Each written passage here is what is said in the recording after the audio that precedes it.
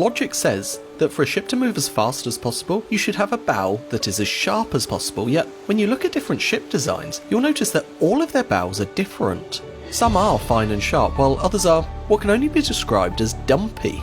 So why are there so many different bow shapes, and what possible advantages can each really have?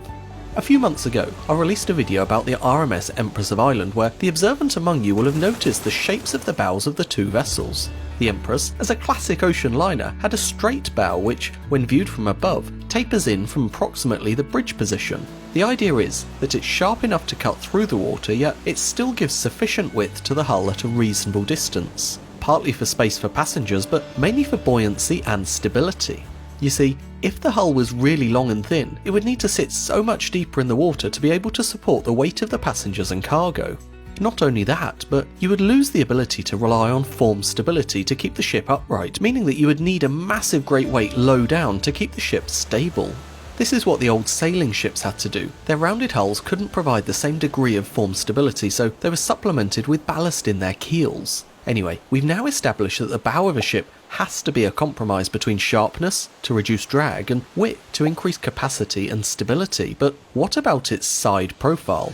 Again, in the Empress of Ireland video we saw two examples of different profiles. The Empress with her straight bow, which makes sense from a logical perspective, and the Storstad with a tumble home bow, which proves so devastating in the collision. A tumble home bow is one that slopes inward the higher up you get. It creates this protrusion underwater and results in a shape that is much easier to cut through heavy seas. As waves ride up over the bow, there's minimal increased displacement, meaning that it's less likely for a ship to pitch up and down. As these ships move along, they just look solid and they appear to cut through the waves rather than ride them. Unfortunately, however, as we saw with the Empress of Ireland, when one of these tumble home bows is involved in a collision, they inflict an immense amount of damage under the waterline of the other vessel, drastically reducing its chances of survival. So much so, in fact, that this very incident was the catalyst for the next evolution in the design of ships' bows, the flare. A flared bow is one that sticks out much further as you get higher up. The idea with these is that they're much better at riding waves because, as the wave approaches, the water encounters more hull, increasing the buoyancy and lifting the bow up with the wave. Where the tumble home was prone to punching straight through a wave, the flare increases a ship's ability to ride the wave. And, unlike in the Empress of Ireland incident, a flared bow is going to do a greater amount of damage above the waterline in the event of a collision, but the vessel that gets hit is at least more likely to maintain sufficient watertight integrity to remain afloat. The amount of flare does vary between ships, of course. A modern ocean liner designed for the North Atlantic has quite a prominent flare, while a huge crude oil tanker has far less. Of course, these two vessel types had some considerable differences which came into play when their bows were designed. The ocean liner needs speed and comfort for passengers, while the crude oil tanker primarily needs as much cargo space as possible, and it needs to be able to operate at a much wider range of drafts. Fully laden, a Cape-sized crude tanker might have a draft of over 25 metres, yet in ballast you would expect less than half that.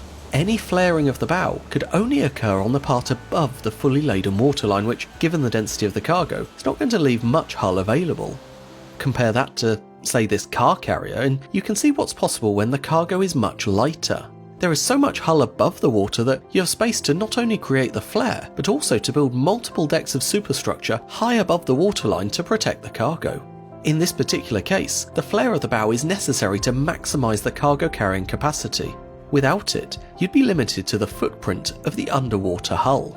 It's the same story with military vessels, such as aircraft carriers. For them, deck space is the most important thing. Obviously, you can always use the space straight above the submerged hull, but for a bigger runway, you really want it to overhang, and you don't want water sloshing over the deck in heavy seas.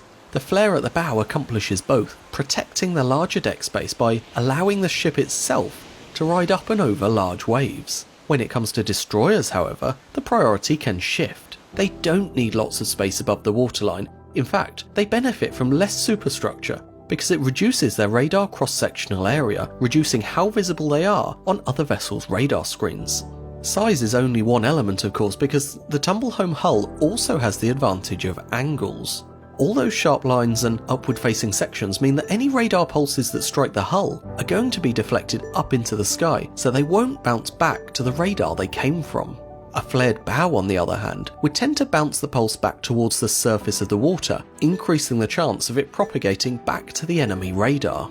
Moving back to the commercial world, the next bows to consider are those on vessels such as this OSV. While you do get some that have a flared bow, the most modern ones are tending towards this sort of inverted bow design instead. They are a little like Tumblehome in that they slope inwards as you get higher up, but the key difference is that inverted bows do not necessarily reduce their beam as you get higher. On this ship, when you reach the top accommodation deck and the bridge deck, it will still be the full width of the ship. The idea is that the superstructure is still sufficient to provide a good amount of buoyancy at the bow, so it won't dive through the waves in the same way that a full Tumblehome would. Of course, it's not going to ride the waves in the same way that a flared bow would either, but given the area of operation of these sort of vessels, that's probably a good thing. The seas are often high and steep, so having a hull that can cut through while still riding a little will make the movement much more tolerable. Moving from commercial to pleasure, we can see all the same principles at work.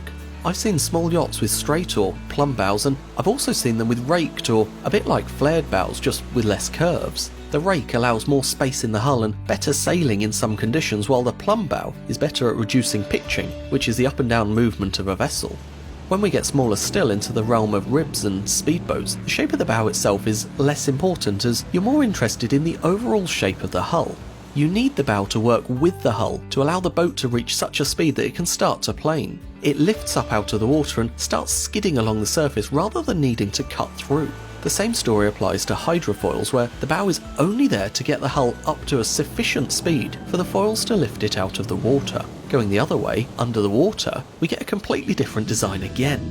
Unlike all other vessels, submarines are designed for a combination of reduced drag and pressure protection. That's why their hull is more cylindrical, with a bow designed to feed the water smoothly across the entire surface area of the cylinder. With all the vessels that we've looked at today, you'll notice all their bows have one thing in common. They're all designed to minimise drag from moving through the water, yet still provide specific benefits for the vessel's design purpose. Whether it's the flare of an aircraft carrier to protect the flight deck or the nose of a submarine to protect against external pressure, the bow is always designed for so much more than simply speed.